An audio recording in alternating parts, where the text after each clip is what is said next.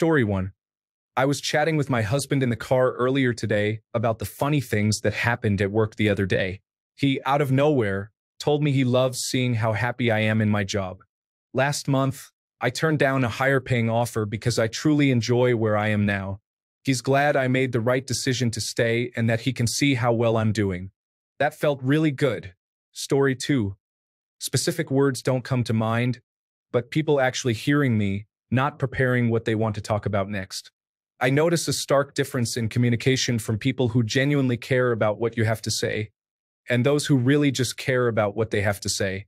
Story 3. Someone looking at me and just saying they love me. I don't remember the last time I heard, "I love you, Sophia," and it's about to make me lose my cool, laugh out loud. Story 4. I love you. This is because I am in an almost loveless marriage, a sexless marriage, a marriage without physical touch, no hugs, no kisses, nothing. My husband claims he did not grow up the way I did. We have only been married for 3 years. Thankfully, we have no kids because I honestly do not know how much longer I can take this. I just do not feel loved. Story 5. You can do what you want to do today. Have a great time and don't feel guilty about anything. Sometimes you just need a break. And remember, I love you. Story 6. I wish I could hear my mom say that she was sorry for choosing pills and alcohol over my brother and me.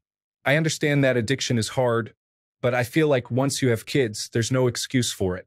She passed in 2007 and I was 13, and it really affected me, especially as a girl who needed her mom growing up. Story 7. We have a cure. That this nonsense treatment-resistant depression that has now gone on for years and years is not temporary, and someone can help me somewhere. It's the worst fate I've ever known, and I've known a lot of really bad situations. Story 8. I am proud of you and I trust your abilities in making decisions. Additionally, I always knew that you were a boy. I just never had the words to express that. Story 9. Even though you've made a mistake, you're a good person. I carry a lot of guilt surrounding one particular bad decision I made years ago. I know I'm a good person, but it helps me to remember that. Story 10. Just because you are fat doesn't make you a bad person, a lazy person, nor does it mean you love yourself less. You are still a person. You have faults like any other skinny person. You deserve love like any other skinny person. And if people can't see your humanity because of your weight, then they are a person to avoid. Story 11. At this point in my life, after enduring so much pain, I have developed a profound distrust of people and never let my guard down. All my life, I've longed to hear the words, "I love you," from somebody who truly meant it. Now, I realize that even if I heard it, I wouldn't believe them. So, essentially, I've locked myself into a loveless cage and I'm too afraid to use the key. Story 12. I love you. My family has never told me that. They have never shown me that they accept me or love me. I've always been bullied, and my only friends turned out to be fake. I've lost everyone in life, but I'm still waiting for the day someone will tell me they love me. Can be any kind of love, friend, or family. Even if I were to have a child, I'd want to hear it say, "I love you." I just want it to be honest and meaningful. Story 13. What words I need is, you are worth it. I'm proud of you. I love you. Be yourself. You can do whatever you want. You are amazing. Push me away and I'll pull you closer. I'm not leaving. And so on. Story 14. We accept you, even appreciate you, just the way you are. The we here is important. I have individual people in my life who can say to me honestly, "I accept you." But in over 40 years, I have never once felt like I belonged in any group of people. Ever. And it hurts more every year. I just would like to know what it feels like to be part of something other than my family before I die. So yeah, that.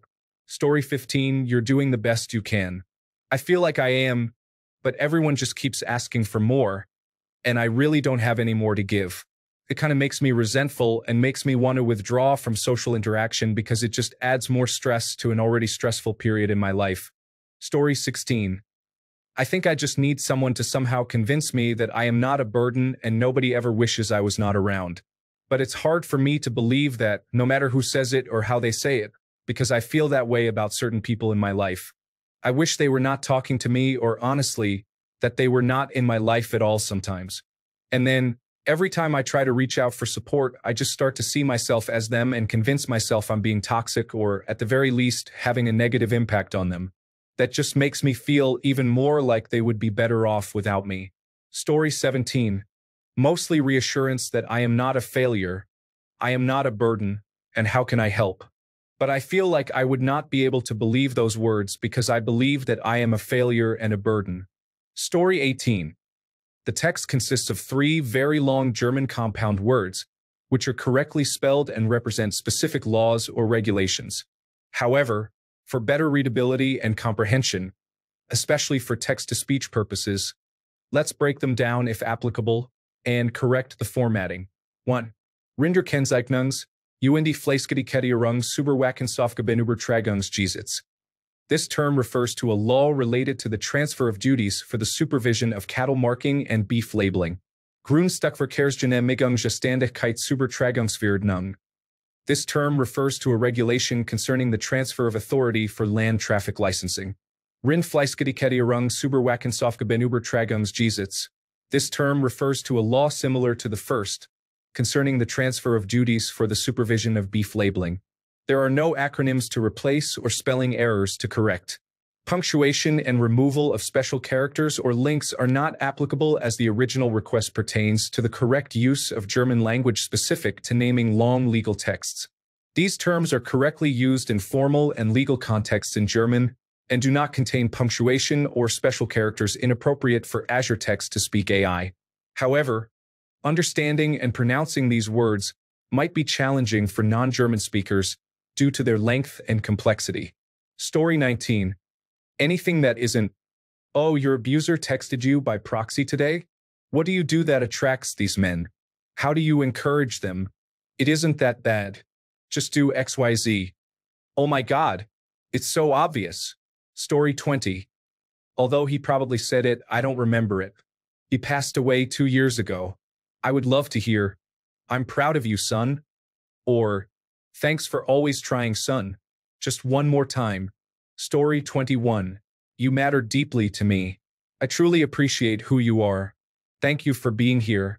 I want to hear this because it reassures me that my worth comes from who I am, not just from my actions. I often feel underappreciated and unloved because I prioritize others' needs above my own.